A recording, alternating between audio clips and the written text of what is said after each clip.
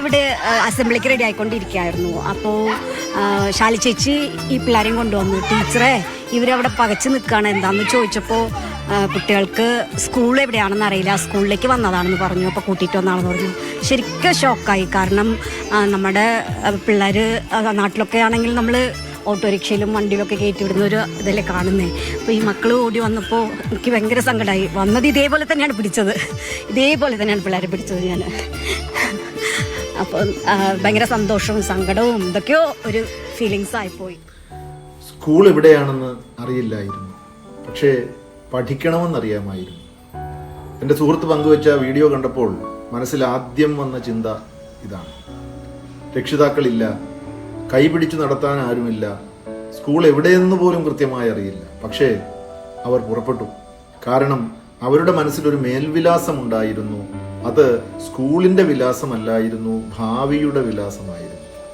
തൻ്റെ പിതാവ് കടബാധ്യത കാരണം ജയിലിൽ അടയ്ക്കപ്പെട്ടപ്പോൾ ബാല്യത്തിൽ ഒരു ഫാക്ടറിയിൽ ജോലിക്ക് പോകേണ്ടി വന്ന ആളാണ് ചാൾസ് ഡിക്കൻസ്. സ്കൂൾ പഠനം മുടങ്ങി, ദിവസം മുഴുവൻ കഠിനാധ്വാനം. പിന്നീട് അദ്ദേഹം എഴുതിയിരുന്നു, എൻ്റെ ജീവിതത്തിൽ ഞാൻ അനുഭവിച്ച ഏറ്റവും വലിയ വേദന വിദ്യാഭ്യാസത്തിൽ നിന്ന് അകറ്റപ്പെട്ട ആ ദിവസങ്ങളായിരുന്നു എന്ന്. പക്ഷെ ആ വേദനയെ അദ്ദേഹം തോൽവിയാക്കിയില്ല. പുസ്തകങ്ങളെ തേടി നടന്നു, അറിവിനെ തേടി നടന്നു. അവസാനം ലോകം ആദരിക്കുന്ന മഹാനായ എഴുത്തുകാരനായി ചാൾസ് ഡിക്കൻസ് മാറി. ഇന്ന് മലക്കപ്പാറയിലെ ആ 5 കുഞ്ഞുങ്ങളും നമ്മെ അതേ പാഠമാണ് പഠിപ്പിക്കുന്നത്. വിജയിക്കുന്നവർക്കെല്ലാം ലഭിച്ചവരായിരിക്കണമെന്നില്ല, ലഭിക്കാത്തത് തേടിപ്പോകാൻ ധൈര്യമുള്ളവരാണ് വിജയിക്കുന്നത്. ഒരിക്കൽ നെൽസൺ മണ്ടേല പറഞ്ഞിരുന്നു, ലോകത്തെ മാറ്റാൻ കഴിയുന്ന ഏറ്റവും ശക്തമായ ആയുധമാണ് വിദ്യാഭ്യാസം.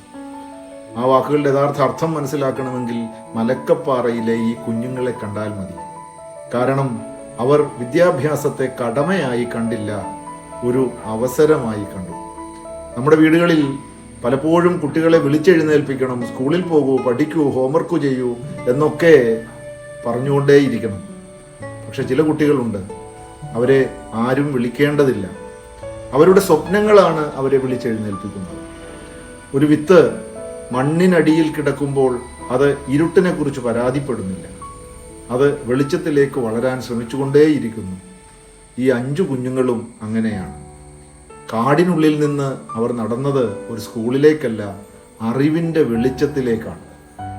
ഈ വാർത്ത കണ്ടപ്പോൾ ഏറ്റവും മനോഹരമായി തോന്നിയത് മറ്റൊന്നാണ്: കുട്ടികളെ ചേർത്തു പിടിച്ച പ്രധാനാധ്യാപികയുടെ ആ ചിത്രം. കാരണം യഥാർത്ഥ വിദ്യാഭ്യാസം പുസ്തകങ്ങളിൽ തുടങ്ങുന്നില്ല, ഒരു സ്നേഹ സ്പർശത്തിൽ നിന്നാണ് തുടങ്ങുന്നത്.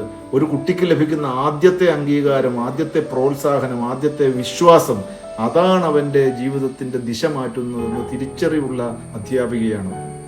ഇന്ന് മലക്കപ്പാറയിലെ 5 കുട്ടികൾ കേരളത്തിൽ നൽകുന്ന വലിയൊരു സന്ദേശമുണ്ട്. സൗകര്യങ്ങൾ ഇല്ലാത്തതല്ല പ്രശ്നം, സ്വപ്നങ്ങളില്ലാത്തതാണ് പ്രശ്നം.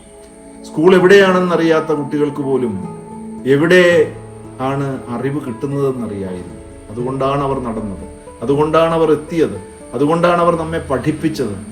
വഴി അറിയാത്തത് പ്രശ്നമല്ല, ലക്ഷ്യമറിയാത്തതാണ് പ്രശ്നം. ആ കുഞ്ഞുങ്ങളുടെ ആ ചെറിയ നടപ്പ് നാളെയുടെ ചരിത്രത്തിലേക്കുള്ള ആദ്യ ചുവടുകളാവട്ടെ. കാരണം ചില യാത്രകൾ കിലോമീറ്ററുകൾ അളക്കാനുള്ളതല്ല, മനുഷ്യന്റെ സ്വപ്നങ്ങളുടെ ആഴമളക്കാനുള്ളതാണ്. നല്ല ദിവസം ആശംസിക്കുന്നു.